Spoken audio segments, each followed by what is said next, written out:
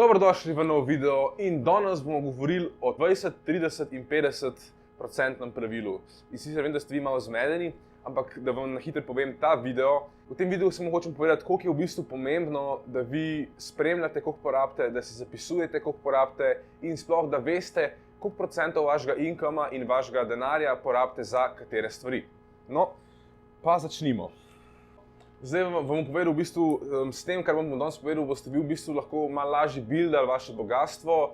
Je pa tudi ta stvar dosti za začetnike, se pravi, to je samo nek tak nasvet, kako se začeti sploh ukvarjati s tem, da bi vi povečali vaše bogastvo. Se pravi, to, kar bom zdaj povedal, ni nujno, da upoštevate tudi tako, je zelo odvisno, koliko tudi zaslužite, ker tako recimo, če je vaša plača zelo visoka, vam ta video ne bo neki ful pomagal. Ta pravilo je bolj namenjen za tiste, ki imate majhen income in bi radi zraven še buildali vaš wealth, tako v glavnem overall, da se naučite menedžati svoj denar, zaradi tega, ker ne boste verjeli, ampak pol šele, ko začnete si zapisovati in dokumentirati, koliko porabite na čemu in zakaj, boste ugotovili, da porabite ful veliko denarja na stvareh, ki ne bi rabili porabiti toliko denarja, ali pa nekje porabite premalo denarja, ki bi ga lahko malo več zapravili in tako naprej. No.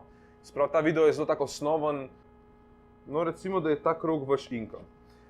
Se pravi, takole, 50% gre za pol vašega incoma, se pravi 50% gre za potrebe.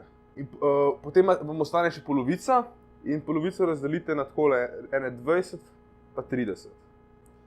30% gre za vaše v bistvu želje, kaj si vi želite, sploh neko spoiljanje, nekaj, kar je v bistvu bolj want, kakor need. No. 30% so želje in 20% gre pa v nek prihranek, v nek emergency fund in tako naprej. Se pravi, to je neka taka najbolj osnovna, ki bi jaz priporočil, sploh če vaš income ni zdaj zelo visok. No. No, pa se zdaj pogledati, kaj v bistvu so potrebe v tem primeru. 50% so potrebe. Bom kar tako napisal. Potrebe in med potrebe spada stroški, kakor so najemnina, hrana, zavarovanje, elektrika. Se pravi, v bistvu, ja, vse te vaše osnovne potrebe, no, ki jih v bistvu rabite za življenje, ker ne morete brez njih in jih je treba plačati. Se pravi, prvih 50% gre za take stvari. Zdaj pa pojdimo na želje. Se pravi, 30% vašega zaslužka bo šlo želja. Zdaj pa si pogledamo, kaj spada pod želje. Nakupovanje, se pravi, nove obleke, stvari, ki jih ne rabite, tablice, iPadi, računalniki, ne vem, ko greste ven jest, ko greste v kino. Vse to so vaše želje. Lahko bi rekel še hobiji, brez hobijev ne gre. Hobiji so stvar, ki te dela živega, se pravi, hobiji nujno. Ne vam ne bo bad spendati za vaše hobije, dokler niso te hobiji, kako bi rekel.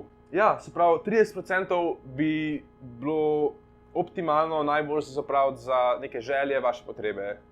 Procentov vašega prihodka pa je najbolj, da v bistvu imate neke nujne prihranke, tam nekje 6 mesecev vaših living expensov, za vsak slučaj, če ne vem, izgubite službo, za te hude čase. No. Ostalo pa je priporočljivo, da se investira. Se pravi, če pogledate video o Dream kalkulatorju v opisu, kako investirati v index funde na dolgi rok, da se to res plača, lahko pa tudi v individual stocks, ki bo pa še ful posebnih videov, zato si jih tudi lahko pogledate. Ne bom se zdaj v to spuščal, ampak overall zadnjih 20% gre pa za nujne prihranke in za investiranje. Zdaj vem, da to malo ni logično z ostalimi videi, ki jih delava, da samo, kaj tle lahko bi rekel, 15-10% gre za investicijo, ampak morate vedeti, da ta video je samo za osnovo, da v bistvu vi začnete dokumentirati, kam gre vaš denar. Pol, ko se to navadite, boste videli, da lahko ful cutate in več investirate, kakor to, ampak za začetek, da sploh vidite, kam gre vaš denar, bi pa jaz začel nekje tleno, kakor sem zdaj razložil. Tako da upam, da ste uživali v tem videu, da ste se kaj naučili. Se vidimo v naslednjem videu.